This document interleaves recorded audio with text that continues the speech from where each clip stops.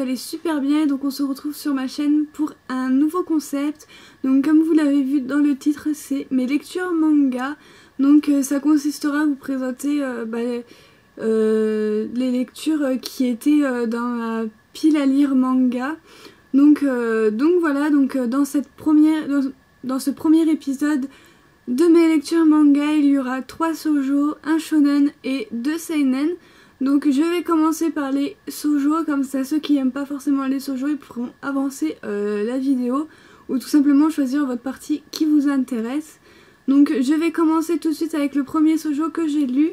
Donc je me suis lu le 2e tome de Kiss Him Not Me de Junko aux éditions Tonkam.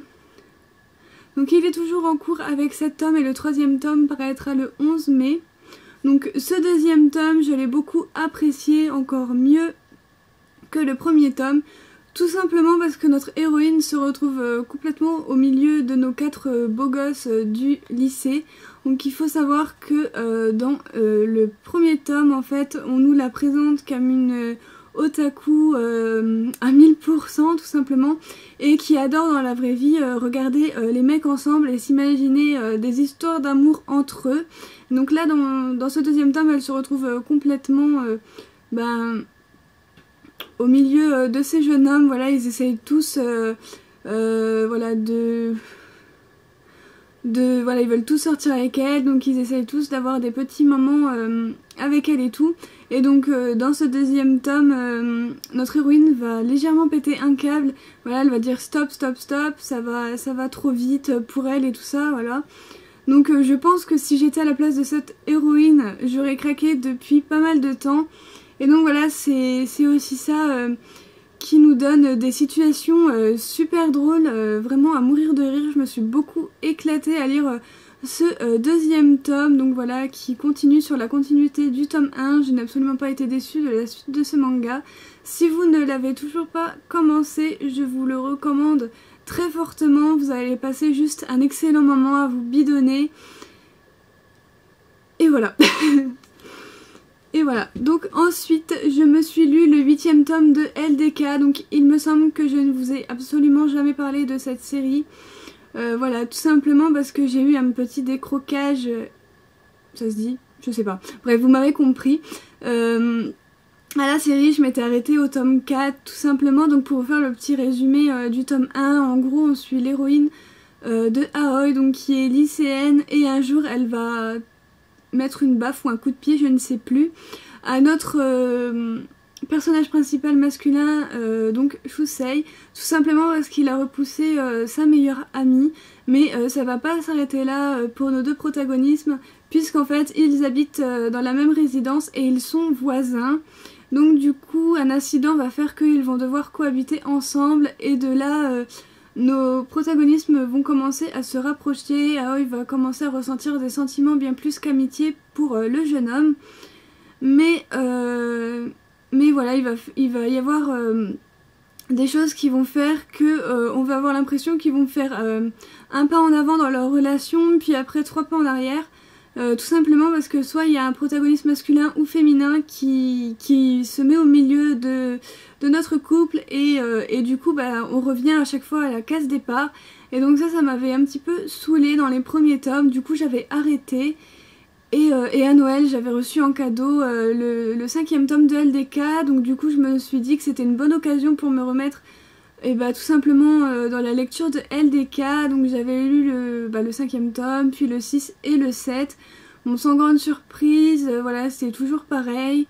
Sauf qu'à partir du tome 7, voilà, on rencontre carrément l'ex de Shusei qui vient mettre son grain de sel dans notre... Enfin, pas dans notre couple, mais entre les 2 protagonismes. Et donc voilà, donc du coup, Aoi a décidé de se réconforter auprès d'un autre jeune homme qui va lui venir en aide.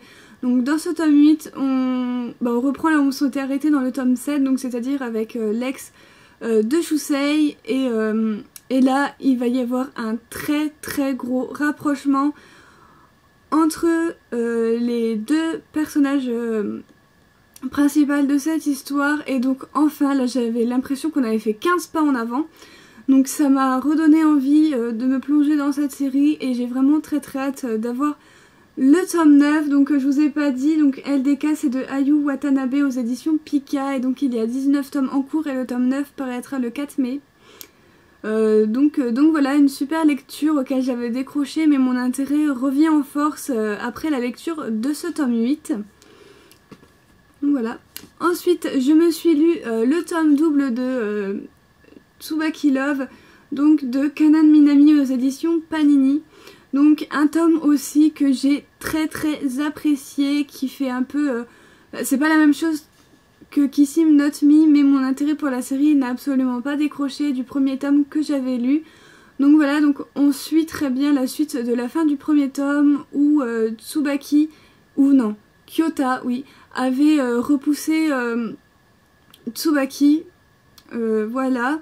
Et donc dans ce début de premier tome, Kyota, j'ai trop de mal avec les prénoms, Kyota embête toujours Tsubaki, mais Tsubaki ne va pas se laisser faire. Et dans ce deuxième tome aussi, nous avons un très gros rapprochement entre les deux protagonistes principales qui m'a fait sourire, qui m'a fait super plaisir de les voir comme ça. Bien évidemment, je vous raconte pas, je vous laisse bien évidemment découvrir. Donc oui, je n'ai pas grand chose à vous dire sur ce gros tome. Tout simplement parce que j'ai pas trop envie de vous spoiler, mais voilà, j'ai adoré ce tome. Voilà, j'aime beaucoup les histoires de Kanan Minami, donc j'avais commencé à connaître cet auteur avec Marie mais pas trop, que j'adore beaucoup. D'ailleurs, j'attends toujours le 5e tome avec impatience pour pouvoir vous faire une superbe présentation sur le manga. Je m'égare. Mais voilà, Tsubaki Love a été une superbe lecture. C'est pareil, si vous ne connaissez pas ce manga ni l'auteur, je vous conseille de commencer par Tsubaki Love. Il me semble, c'est pas dit sur le manga, mais il me semble que c'est pour public averti puisqu'il y aura des passages un peu hot. Donc voilà, j'avais suivi les vidéos de Tiffany, donc de la chaîne Noyau d'Abricot, qui disait justement que certains tomes étaient plus hot les uns que les autres. Donc voilà, je pense encore plein de surprises pour les tomes à venir. Ensuite, le seul manga que je me suis lu en shonen, donc il s'agit du 9e tome de Magical Girl of the End de Kantaro Sato, donc c'est le tome 9. Je vous avais fait une vidéo coup de cœur à propos des tomes précédents de la série. Il me semble que j'avais fait ma présentation au tome 6, donc le tome 7 et 8, ça conclut la fin de la saison 1, donc je vais pas vous en parler, sinon je risque de vous spoiler. C'est pareil pour ce tome 9, je ne vais pas vous en dire grand chose, sinon je risque de vous spoiler le début de la saison 2, mais c'était vraiment, voilà, Kantaro Sato arrive très bien, je sais pas trop comment expliquer, mais voilà, à donner envie au lecteur de continuer la série jusqu'au bout. Donc voilà, franchement, ce tome 9, il m'a laissé sans voix. J'ai vraiment très hâte de savoir la conclusion de cette série. Donc dans le début de la saison 9, nous avons de nouveaux personnages, une nouvelle histoire entre guillemets, donc nous sommes dans le futur, donc ça reprend bien la fin de la saison 8. J'avais très peur quand j'ai entendu dire comme quoi qu'il y avait des nouveaux personnages et que c'était totalement différent de ce qu'on avait vu dans la saison 1, mais finalement pas tant que ça, puisqu'on revoit aussi les anciens personnages, donc je ne vous dirai que ça. J'ai absolument pas envie de vous spoiler. Bien sûr, dans cette saison 2, nous parlons aussi de Magical Girl, sinon le titre aurait changé. Mais voilà, un tome 9 qui présage beaucoup de choses, encore pas mal de suspense et d'incompréhension dans le premier tome de la saison 2. Donc voilà, j'ai très hâte d'avoir le tome 10 qui sortira le 9 juin, donc ça fait super loin. Donc heureusement qu'il y aura quand même le tome 4 de Magical Girl Sight au milieu. Voilà, ça fera patienter en ayant une petite lecture de Magical Girl Sight. Donc voilà, et il y a 11 tomes en cours au Japon. Donc voilà, je vous recommande aussi cette série très fortement, elle est vraiment super géniale. Avec c'est bourré de suspense, de rebondissements. Voilà, on voit de nouveaux personnages, ça va promettre quelque chose d'encore plus fantastique pour la série. Donc voilà. Ensuite, pour la partie seinen, je me suis lu les tomes 3 et 4 de Devil's Line de Ryo Hanada aux éditions Kana dans leur collection Big. Donc il est toujours en cours avec 6 tomes et le tome 5, devinez quand est-ce qu'il va sortir? Il va sortir le 8 juillet. Comment vous dire que j'ai l'impression que c'est super loin. Donc je vous avais fait pareil une présentation des 2 premiers tomes que j'avais lus. Il me semble que c'était dans le Manga News du mois d'octobre. Donc voilà, donc si vous voulez mon avis avec le résumé et tout ça des 2 premiers tomes, je vous laisse retourner à cette vidéo. Et donc je vais pas vraiment vous dire ce qui se passe dans ces 2 tomes là, sinon je risque vraiment de vous spoiler. En tout cas le tome 3 et 4, c'était vraiment super génial, beaucoup de rebondissements. J'ai trouvé la lecture encore meilleure que les 2 premiers tomes. Alors non, ce manga-là n'a rien à voir avec Twilight, donc voilà, j'ai vu ça je sais pas où, mais non, ça n'a rien à voir avec Twilight. Twilight, c'est bourré de bons sentiments, d'amour, tout ça. Ici, il n'en est rien, on va plutôt suivre des enquêtes policières, donc voilà, voilà, parce qu'il y a de la tension entre les vampires et les humains, ou les vampires contre les vampires et tout ça. Donc du coup, on va suivre une brigade spéciale qui emploie des vampires justement pour arrêter les vampires qui ont fait justement des crimes qui ont un petit peu craqué et qui en sont au stade de la folie en gros. Donc voilà, donc eux en fait ils sont là pour mettre de l'ordre, on va dire, entre les humains et les vampires, sachant que les humains ne savent pas que les vampires existent. En gros c'est ça, à part quelques humains qui viennent foutre le bordel dans ces tomes 3 et 4. Donc voilà, et j'adore vraiment cette série. Voilà, j'aime pas trop les trucs policiers, mais là c'est avec des vampires et c'est super bien, c'est super prenant. Donc voilà, j'aime toujours autant cette série et je vous la recommande aussi si vous ne l'avez toujours pas commencé. Donc voilà. Ensuite, je me suis lu le 2e tome de Kazane la voleuse de visage, donc le tome 2. Donc comment vous dire que ce tome 2 était encore meilleur que le premier tome. Déjà que le premier tome avait été un coup de cœur, alors je ne sais pas trop ce que je peux dire, à part que c'était un énorme, gigantesque coup de cœur pour ce tome 2. Donc là on découvre un nouveau personnage qui va rejoindre Kazane et un autre personnage que vous découvrirez vous-même. Voilà, je vais pas tout vous dire non plus. Donc voilà, et il va se passer quelque chose entre Kazane et ce nouveau personnage. Voilà, elles vont faire un espèce de pacte, bon c'est pas trop ça, mais voilà, vous comprenez où c'est que je vais en venir, et tout ça, et comme ça va permettre à Kazane de pouvoir faire ce qu'elle aime, comme sa mère, c'est-à-dire monter sur scène.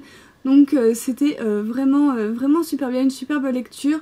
On n'en sait toujours pas plus sur la mère de Kazane ou Kazane elle-même, c'est quoi tout ce gros mystère autour de ces 2 personnages, mais c'est tout à fait normal parce que si l'auteur nous disait clairement tout, il y aurait plus d'intérêt à suivre la série. Donc voilà, j'ai vraiment hâte d'avoir le tome 3 pardon, de cette sublime histoire qui commence vraiment très fort. Donc Kazane, c'est écrit par Daruma Matsuura et c'est aux éditions Kiyun. Donc voilà, donc il est en 7 tomes en cours au Japon, le tome 3 paraîtra le 26 mai, donc ça va pas trop longtemps attendre.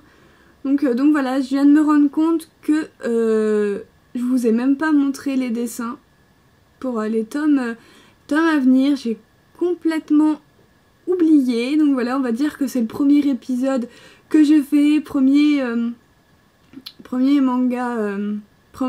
lecture manga. Qu'on va dire que c'est pas trop grave.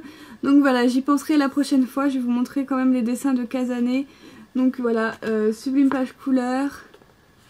Et au niveau des dessins, donc voilà, les dessins sont toujours aussi beaux. Donc voilà, je vous la recommande vivement aussi, cette histoire elle est vraiment super sympa. Je suis encore super désolée de ne pas avoir pu vous montrer les dessins des autres tomes. Voilà, j'étais partie dans mon truc. Et donc voilà, j'y penserai pour le 2e épisode des lectures manga. Donc voilà, donc je pense faire 2 épisodes par mois. Je pense que ça suffira pour vous montrer 5 à 8 mangas dans un épisode. Donc voilà, j'espère que cette vidéo vous aura plu. N'hésitez pas à me laisser vos avis si vous avez lu ces séries, si vous comptez vous les procurer, à laisser un pouce j'aime, ça fait toujours plaisir, et à partager ma vidéo si le cœur vous en dit. Moi je vous dis à très bientôt pour une prochaine vidéo. Bye!